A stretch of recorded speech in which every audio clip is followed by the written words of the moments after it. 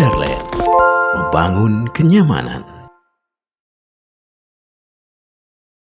Oke, terima kasih Mbak Wina ya, sangat menginspirasi sekali, sesuai namanya inspirasi. Bismillahirrahmanirrahim. Assalamualaikum warahmatullahi wabarakatuh. Waalaikumsalam warahmatullahi wabarakatuh. Alhamdulillah wassalatu wassalamu ala rasulillah la haula wala quwata illa billah amma ba'du. Yang kami hormati Bapak Direksi Pak Anwar ya, yang kami hormati rekan-rekan sekalian.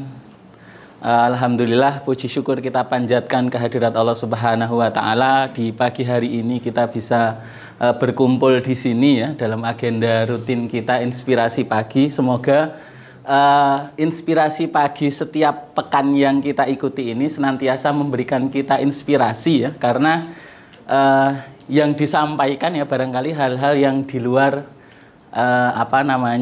interaksi kita, pengetahuan kita ya. Jadi karena bebas ya menyampaikan banyak hal ya, semoga semakin menambah wawasan kita ya terkait beberapa hal ya. Kedua kalinya salat serta salam semoga tetap terlimpah curahkan kepada suri tauladan kita Rasulullah Muhammad SAW. Rekan-rekan sekalian, inspirasi kita pada pagi hari ini apa materinya tadi Mbak? Perencanaan perencanaan keuangan ya, atau finansial, sebenarnya lebih ke finansial literasi ya, literasi keuangan ya. Pernah dengar materi ini? Pernah, ada yang pernah mendapatkan, ada yang belum pernah mendapatkan ya. Jadi memang basis materinya adalah modul yang dulu pernah dikeluarkan oleh Otorita Jasa Keuangan ya. Karena secara sosialisasi kurang, ya harusnya materi-materi seperti ini itu perlu diajarkan di sekolah-sekolah ya. Kenapa? Karena materi ini adalah materi yang sangat mendasar, kebutuhan kita yang paling yang paling pokok ya. Salah satunya adalah bagaimana kita bisa mengelola apa yang kita miliki. Karena berkaitan dengan pengelolaan keuangan ya, maka yang dikelola adalah uang ya, karena di sini kita sharing-sharing saja, meskipun uangnya secara langsung tidak ada di sini, tapi ada di dompet kita masing-masing ya. Yang pertama terkait pengenalan perencanaan keuangan ya. Jadi hidup kita itu kan sebenarnya sejak kita kecil ya sampai kemudian fase kita kuliah ya, barangkali semuanya adalah sebagian besar peran dari orang tua kita ya. Kita tidak pernah mikir dari mana sumber sumber keuangan kita ya, karena semuanya sudah disuplai dari orang tua kita ya. Justru kita mandiri secara finansial, barangkali sebagian besar kita bisa menghasilkan uang sendiri itu sejak lulus sekolah, atau paling awal mungkin sejak kuliah, karena sudah jauh dari orang tua ya, merantau, baru kemudian terfikir kalau hanya mengandalkan dari orang tua saja kemungkinan kurang kan begitu, sehingga kita ada inisiatif bagaimana kita menghasilkan uang sendiri begitu. Atau yang paling awal ya barangkali barangkali ada yang sudah sejak SMA sudah berpikir bagaimana bisa menghasilkan uang. Atau kalau sekarang ya, yang di beberapa sekolah-sekolah itu di SD ya, terutama kalau di tempat SD Muslim gitu ya, itu sejak kecil sudah diajari semacam bisnis day dan lain sebagainya. Atau contoh real saja. Jadi anak saya itu kalau di sekolahnya itu kan tidak ada kantin ya, biasanya membawa jajanan ya, entah susu bantal ya, atau snack-snack kecil, permen permen jelly itu dijual ke teman-temannya. Ya lumayan, sehari itu bisa untung 30.000 ya. Jadi tidak pernah nyangoni saya. Jadi begitu. Itu salah satu contoh saja yang ya kebetulan sampai sekarang sudah tidak jalan karena dilarang oleh gurunya. Jadi itu ya, bagaimana kita berproses ya, terus kemudian kita menikah dan menjalani banyak fase kehidupan ya, kita menghasilkan uang, akan tetapi kita tidak pernah tahu bagaimana kita mengelola harta yang kita miliki. Enggak jalan? Iya, saya pakai manual tangan saya, Pak. Manual saja ini ya. Next saja. Ya, jadi Rasulullah Shallallahu Alaihi Wasallam itu menyampaikan dalam sebuah hadisnya bahwa seorang hamba itu akan dihisap oleh Allah Subhanahu Wa Taala itu atas 4 hal. Yang pertama berkaitan dengan umurnya, ya, untuk apa ia habiskan. Yang kedua berkaitan dengan jasadnya atau fisiknya, untuk apa digunakan, ya, semua anggota badan kita, ya, baik mata, telinga, hidung, tangan, kaki dan seterusnya. Yang ketiga tentang ilmunya, ya, untuk apa ia amalkan, ya, apakah sudah disampaikan, kalau dia punya ilmu itu sudah disampaikan kepada orang lain. Tentunya yang dimaksud di sini adalah ilmu-ilmu yang baik, ya, bukan ilmu-ilmu yang negatif, ya. Dan yang terakhir tentang hartanya. Hartanya itu disebutkan 2 hal. 2 hal itu dari mana sumbernya dan untuk apa dibelanjakan. Kalau yang lainnya kan hanya 1, ya. Kalau harta itu sumbernya apakah baik, pemanfaatannya juga apakah baik, ya. Jadi manusia itu digolongkan 3 hal, ya. 2 celaka, 1 selamat. Yang celaka apa saja? Yang celaka itu ketika sumber penghasilannya itu dari sesuatu yang haram, ya. Yang kedua, ketika sumber penghasilannya itu halal tapi pemanfaatannya untuk yang haram, ya. Kalau sumbernya haram tapi pemanfaatannya untuk yang halal, misal bangun masjid dari hasil koruptor, itu masuk kategori yang pertama, tetap, ya, karena sumbernya adalah sumber yang haram. Nah, yang selamat adalah yang ketiga, yang sumbernya halal dan pemanfaatannya juga halal. Dan insya Allah semoga sumber-sumber pendapatan kita ini halal dan kita memanfaatkannya juga untuk hal-hal yang halal, ya. Nah, terkait kebutuhan kita, ya, kebutuhan manusia secara umum, ya, kebutuhan itu ya kebutuhan kita saat ini dan juga di masa yang akan datang. Bagaimana ketika kita berbicara kebutuhan saat ini, ya, kebutuhan ya setidaknya dalam 1 bulan itu kebutuhan kita apa saja itu masuk kebutuhan saat ini. Sedangkan untuk kebutuhan-kebutuhan yang akan datang, barangkali mohon maaf, ya, yang belum menikah barangkali mempersiapkan 1 tahun lagi atau 2 tahun lagi nanti akan mempersiapkan untuk menikah. Atau bagi yang pengen haji, ya, itu juga dipersiapkan nabung dana talangan, nabung untuk porsi haji, ya. Karena sekarang nabung sekarang bisa jadi porsi haji sekarang bisa jadi berangkatnya 30 tahun lagi, ya. Usia kita sudah ini, ya, sudah lewat, sudah cukup. Yang penting sudah niat lah, ya. Jadi haji itu kan salah satu rukun Islam, ya. Salah satu niat kita berhaji itu adalah ambil porsi haji, ya. Nah, terus terkait kebutuhan kita, ya, setidaknya kita harus kenal. Kita perlu mengenali sebenarnya, ya, kondisi keuangan kita itu seperti apa, ya. Next saja. Ini terkait kebutuhan, ya. Nggak bisa, Pak. Langsung aja. Ya.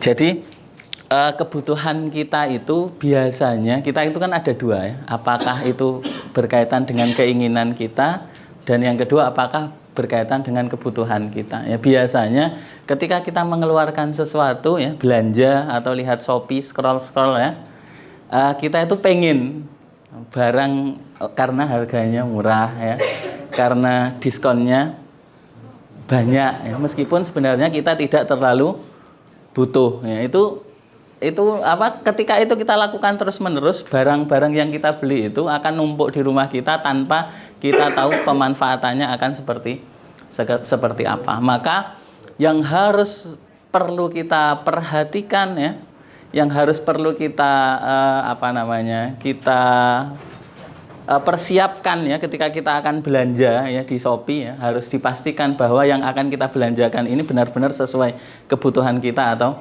tidak. Karena kalau kita jalan-jalan ke mall misal, ya, Kalau mbak-mbaknya datang ke toko baju ya, kalau punya uang banyak mungkin semuanya mau diborong kan begitu. Ya entah nanti dijual lagi atau seperti apa kan begitu. Lanjut. Nah, yang bagian kedua adalah tentang evaluasi kesehatan keuangan kita. Dulu saya pernah baca buku FSQ, pernah dengar ya?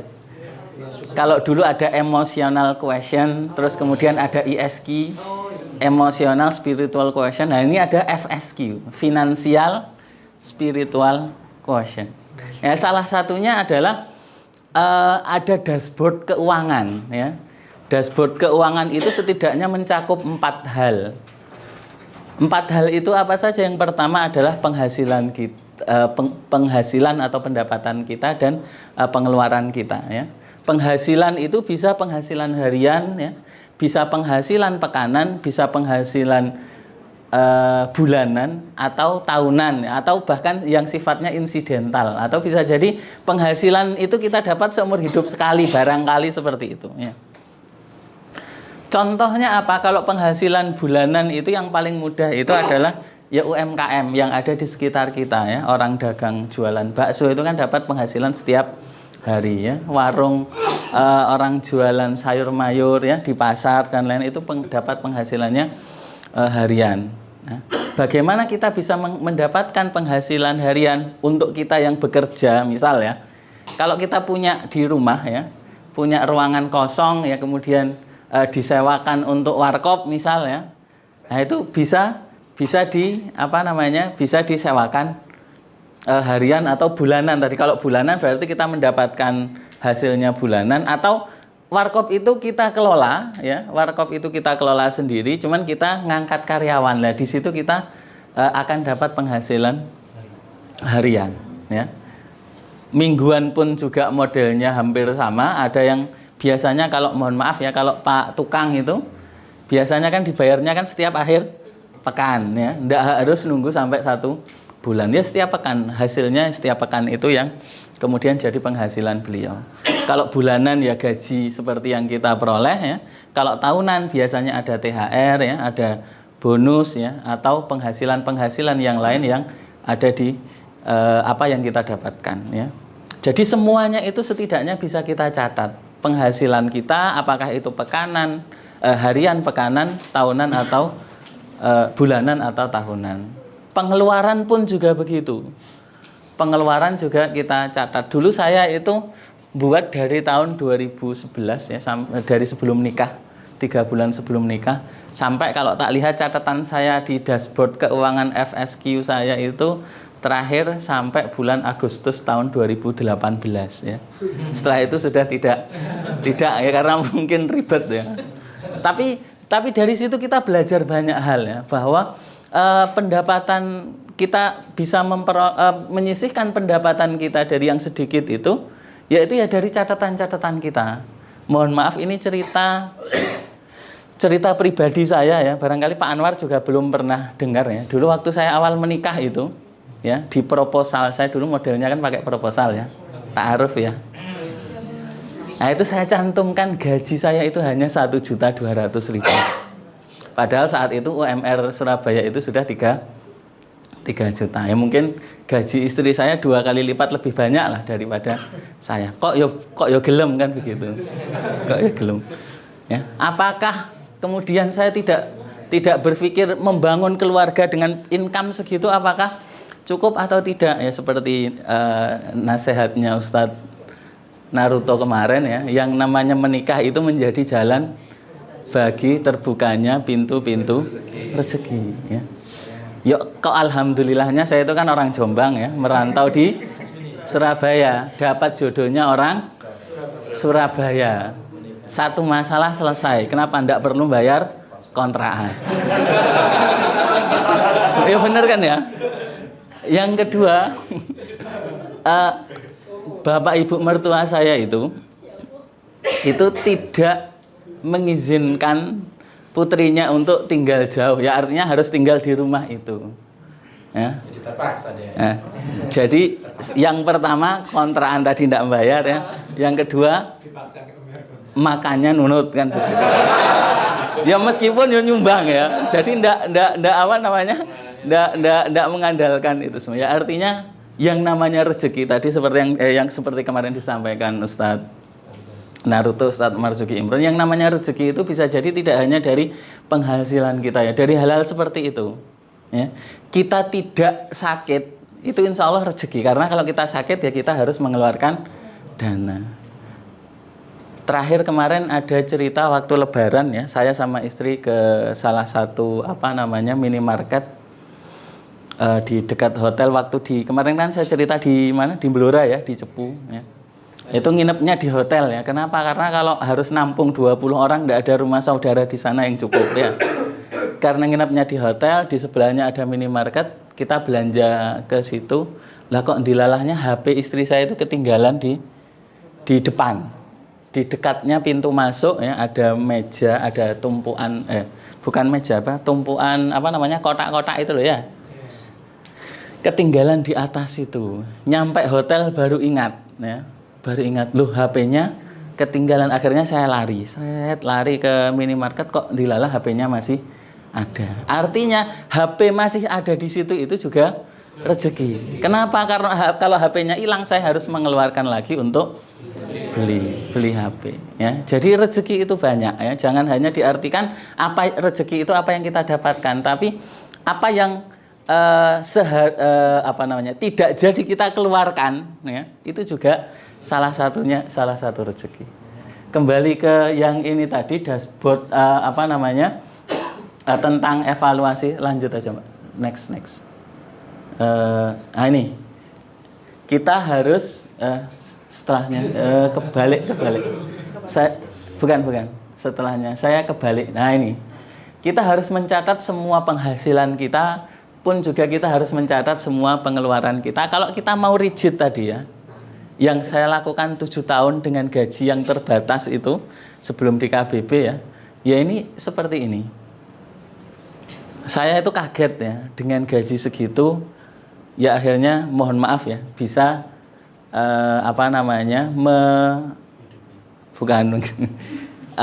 jadi ada aset keluarga yang orang tua yang mangkrak, ya akhirnya bisa jadi kos-kosan. Itu dari ngatur hal-hal yang kecil ini tadi, menyisihkan begitu. Jadi tercatat pemasukannya pun tercatat pengeluarannya. Jangan sampai ya, sekali lagi, besar pengeluaran daripada penghasilan. Nah, kembali ke sebelumnya, selain dua hal ini juga harus dicatat. Harta kita berapa, terus kemudian utang kita berapa. Kenapa saya berani bangun kos-kosan dengan nilai segitu? Karena melihat dashboardnya. Oh, rekening di saya ini sekian, dan insya Allah ini cukup untuk menyelesaikan rumah kos tadi yang sudah direncanakan. Ya, sekali lagi, hal itu diwujudkan oleh Allah Subhanahu wa Ta'ala ketika nambah anak. Ya. Jadi ketika nambah anak pertama rezekinya ada saja tambahannya. Ketika nambah anak kedua rezekinya ada sendiri, nambah anak ketiga rezekinya ada sendiri, dan yang terakhir, yang keempat, nambah sendiri. Dan harus yakin bahwa semuanya itu adalah dari Allah Subhanahu wa Ta'ala. Next Mbak Nina. Terakhir.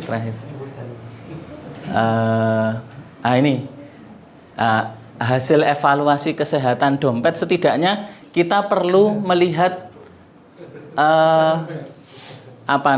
ini macam-macam ya, versi masing-masing ya. Yang pertama terkait uang tunai yang harus kita miliki. Uang tunai ini maksudnya ya, uang yang ada di bank ya. Berapa yang setidaknya harus kita miliki ya. Ada yang bilang 3 bulan dari total kebutuhan bulanan kita, ada yang bilang 4 bulan, atau bahkan ekstrimnya ada yang 6 bulan. Kalau di versinya OJK ini 4 bulan. Kenapa? Karena kalau di perusahaan itu kan ada cuti 4 bulan tanpa gaji ya. Karena sakit, karena apa, ini makanya disisihkan sampai 4 bulan dari pengeluaran kita. Itu setidaknya harus kita miliki sebelum kita menggunakan dana kita untuk keperluan-keperluan yang lain. Terus ukuran cicilan utang. Kita punya utang berapa ya? berapa persen dari gaji kita ya. Kalau di literatur banyak ya, ada yang 30%, ada yang 35%, paling mentok ya, yang boleh diizinkan itu sampai 40% ya. Contohnya FLPP ya. Kenapa FLPP itu gajinya itu yang boleh mengajukan FLPP tidak boleh kurang dari 3.500.000 ya. Karena 30%-nya dari 3.500.000 itu bisa untuk nyicil bulanan ya, 1.050.000 ya. Karena kalau di bawah 3 juta ya dianggap oleh perbankan tidak bisa nyicil atau tidak bisa membayar angsurannya rumah FLPP. Itu salah satunya. Yang terakhir ukuran nabung ya. Berapa persen dari hasil penghasilan kita yang kita tabung. Nah, terakhir budgeting, masuk ke budgeting saja, Mbak. Next. Next saja, next. Terus ini aja. Nah, ini. Seperti apa anggaran yang ideal ya? Ini versi ini ada saya ngambil dari OJK ya. Jadi yang harus kita keluarkan yang paling awal itu adalah kalau bisa ya zakat, infak, sedekah kita. Kalau kita belum punya kewajiban zakat ya setidaknya kita latihan berinfak. Berapa? Minimal 2,5%, maksimalnya adalah 10%. Ya. Ke orang tua bukan termasuk sedekah ya. Jadi orang tua, anak, istri itu kewajiban kita. Yang namanya sedekah itu ke samping ya. Enggak apa-apa ke lingkaran keluarga terdekat kita ya. Ke adik kita, ke kakak kita, mas ya, mas, mbak, adik, atau ke pak lek, bule ya. Atau ya keluarga-keluarga terdekat kita. Tapi kalau ke orang tua dan ke mana? Anak, istri itu enggak dihitung ya. Jadi 2,5 sampai 10%. Kemudian yang kedua kewajiban kita, hutang kita. Kalau di OJK yang di literatur ini maksimalnya adalah di angka 30%. Jangan sampai hati-hati dengan pinjol ya atau pay letter ya. Pinjol itu kalau di iklan itu bunganya 0,03% ya. 0,03% itu per apa coba? Per hari. Per hari. Tapi sebenarnya pay letter atau yang lain itu ya, itu kalau dikalkulasi bunganya itu bisa 45% per tahun ya. 45% per tahun ya, sekali lagi. Per bulannya sekitar 4%. Ya bagi mohon maaf ya, bagi yang penghasilannya harian ya dan memang butuh dana itu ya bisa jadi tergolong kecil ya. Tapi kalau penghasilannya bulanan ya dan tidak tentu ya itu nilainya tergolong besar karena pinjam bank saja kalau pakai kur saja itu kan marginnya kan 6% ya, 3%-nya ditanggung pemerintah, yang kita bayar hanya 3%. Bandingkan dengan yang pinjol ya atau pay letter yang sampai 45%. Berapa kalinya itu? 15 kali lipatnya. Jadi yang harus dikeluarkan dari dana yang kita miliki apa? Yang pertama itu tadi zakat, infak, sedekah ya. Jangan diakhirkan. Kalau diakhirkan ya tidak akan ada sisa, tidak akan ada yang bisa kita infakkan, tidak ada yang bisa kita sedekahkan. Yang kedua kewajiban, terus kemudian ada kalau ini lebih ke kalau sekarang mungkin BPJS ya, proteksi. Nah, kalau berkaitan dengan asuransi ya sekali lagi kan sering ada orang itu bertanya bedanya asuransi konvensional dan syariah itu apa ya. Kalau asuransi konvensional itu dia akan selalu berpikir ketika saya membayar premi saya mendapat apa ya, padahal premi itu kan biasanya hangus kan begitu. Nah, kalau di syariah itu niatkan dana yang kita bayarkan itu sebagai dana kebajikan istilahnya, dana tabaruk, dana tolong menolong, atau paling mudahnya anggap dana yang kita keluarkan untuk itu dana sedekah untuk membantu yang lain yang terkena musibah ya. Sudut pandangnya kan berbeda. Kalau yang pertama tadi kalau saya kena apa-apa ada yang nanggung kan begitu, berarti kan seakan-akan berharap dia dapat musibah.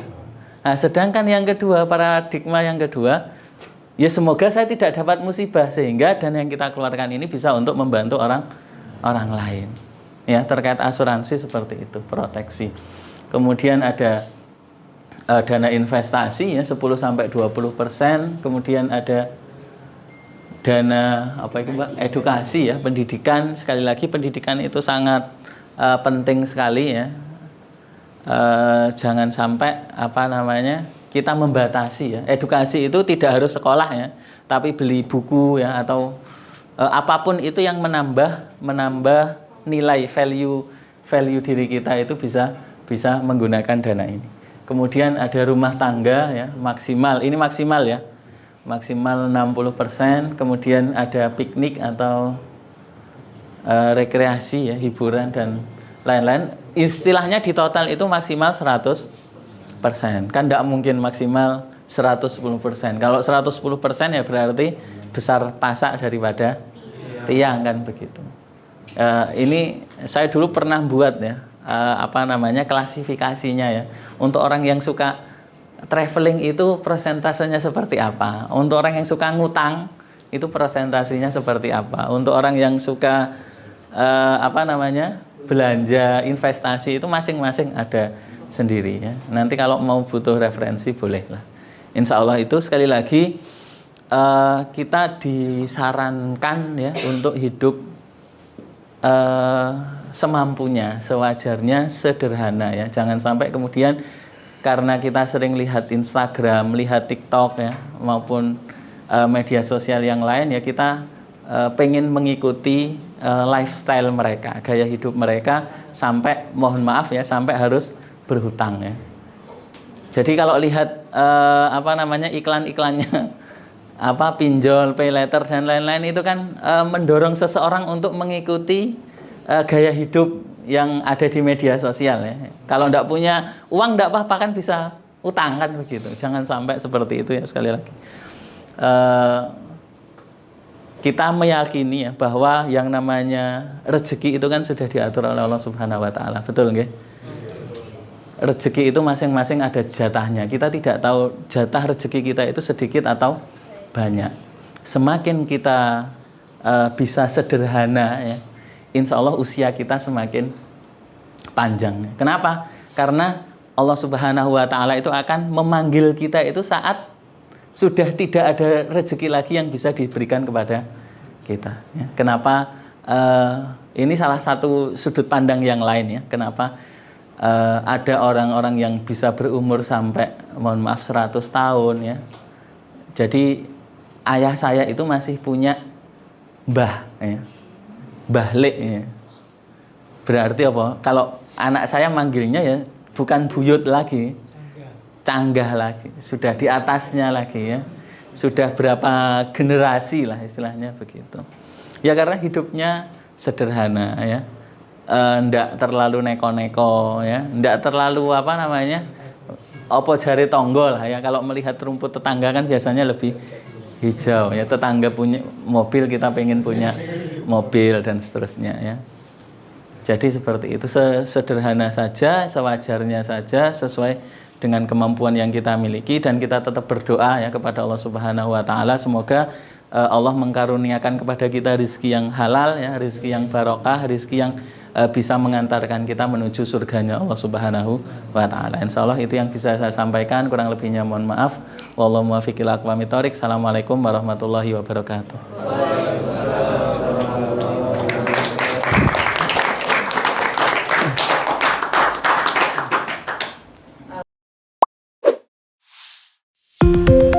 Kadarland, membangun kenyamanan.